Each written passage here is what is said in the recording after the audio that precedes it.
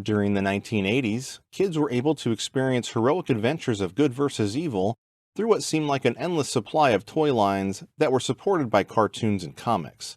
As a wave of patriotism swept across the United States, Hasbro's military-themed G.I. Joe line was revamped and brought back with great success. As 80s kids became 90s teenagers, their toys collected dust while home video game consoles drew a good portion of their attention. For those still wanting a military-themed experience, one series from the 1990s stands above all the rest. This is the story of Electronic Arts' Strike series.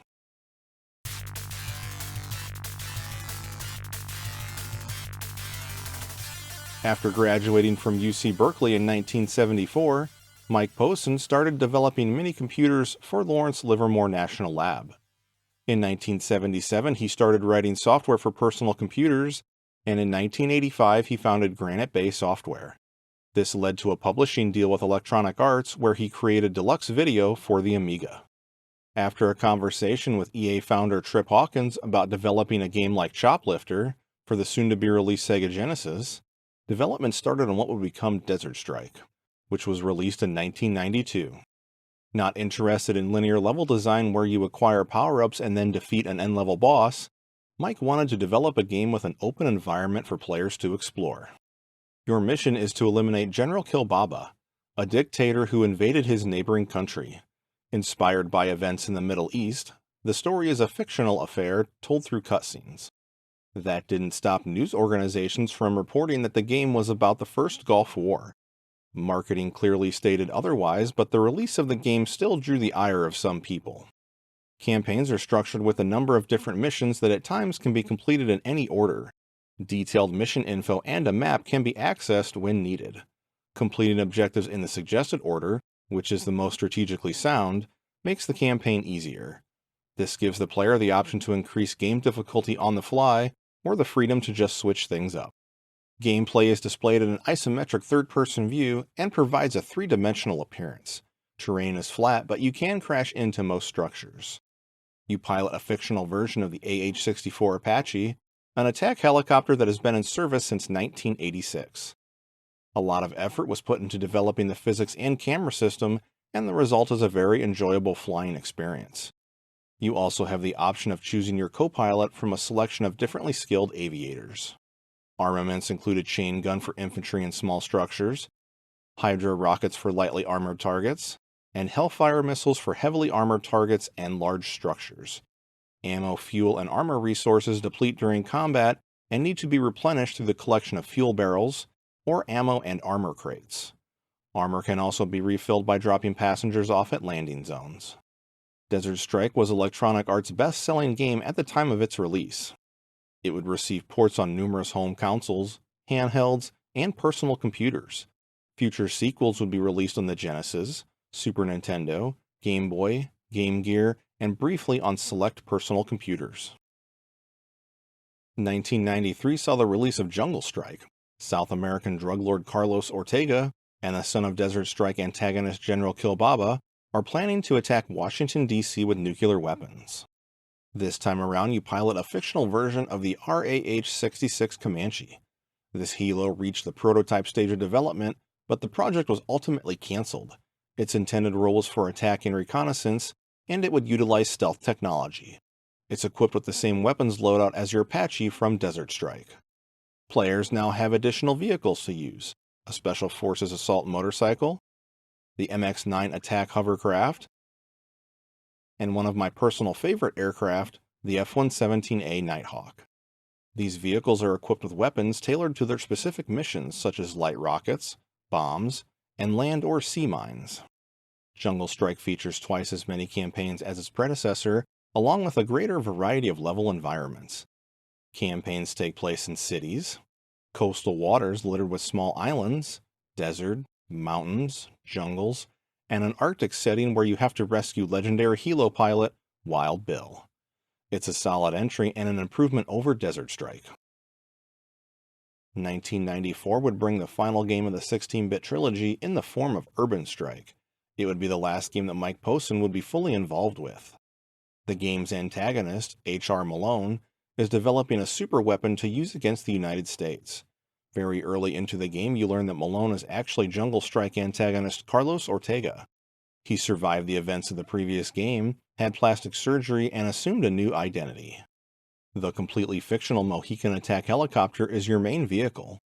Newly introduced vehicles are the Black Hawk and the experimental ground assault vehicle. Weapons for the Mohican are the same as the Apache and Comanche. The two new vehicles each have a chain gun and Hydra rockets. New level environments include flying above the fog that has settled around the Golden Gate Bridge, patrolling Las Vegas at night, and flying above the skyscrapers of New York. This results in you rescuing friendlies from a damaged World Trade Center. Eerily, the Genesis game takes place in 2001. Ports on other systems take place in 2006. To keep the series fresh, EA pushed for on-foot sections to be included. The difficulty feels unbalanced, and overall the gameplay feels less refined when compared to flying your helo. Urban Strike is a good game, but with it being the third game in 3 years, fatigue might have been starting to set in.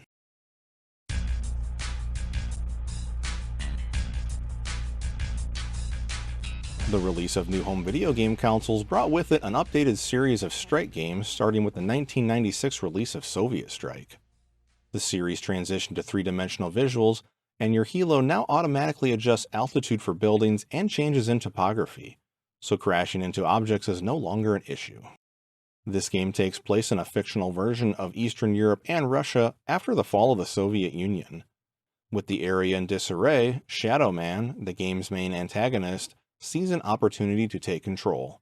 Story elements are told through in-game voiceovers and full-motion video cutscenes that make me feel like I'm watching Tony Scott's Enemy of the State. Side note, the NEC Turbo Express makes an appearance in this movie. The Apache makes its triumphant return and is the only vehicle at your disposal. Ammo, fuel, and armor resources still require management by winching up supplies or dropping passengers off in an LZ. The on-foot sections of Urban Strike and the ability to select your co-pilot are no more. New to the series is the option to customize your weapons loadout and install wingtip-mounted equipment such as fuel pods, electronic countermeasures, or Sidewinder missiles. Enemy AI is improved and will react to your actions. Specific mission events will happen without the player triggering them, creating what EA called a living battlefield. Soviet Strike was mostly well received, and would be followed up with a sequel. 1997 brought Nuclear Strike. The story takes place in fictional versions of Southeast Asia, North Korea, and Northern Russia. The antagonist is one Colonel Lamond, who steals a nuclear weapon with the assistance of North Korea. Their plan is to perform a false flag operation by detonating the nuke in Pyongyang and placing the blame on South Korea. This will provide justification for an invasion, reigniting active war. Gameplay is similar to Soviet Strike. Players still pilot an Apache, but the developers added a bunch of additional fictionalized vehicles such as the UH-1 Huey, A-10 Warthog, and the M1 Abrams battle tank. At times the player will direct ground troops kind of like a real-time strategy game, and an on-screen radar was added to make the game more accessible. At this point, it seems like the series was starting to produce diminishing returns, and the developers had evolved a long-established gameplay formula as far as they could.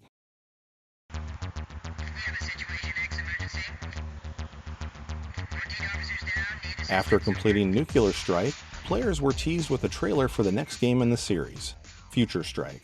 This would never come to pass. Assets of the game would be made into Future Cop LAPD, a third-person shooter where you control a mech that can transform into a high-speed hovercraft. Non-linear level design, exploring an open game environment, piloting land, sea, and air vehicles, and exiting vehicles to engage enemies on foot were gameplay mechanics not commonly found in the mid-1990s. These concepts would become fully realized in future games such as Grand Theft Auto Vice City. Tom Clancy's Ghost Recon Wildlands and Breakpoint continue these mechanics with a military theme. With decades passing since the last Strike release, it would seem that the series as we know it is firmly established in the past. That said, the solid visuals, excellent helicopter physics, and simplicity of their gameplay still make these games quite enjoyable, especially the 16-bit trilogy, which are my favorite entries of the series.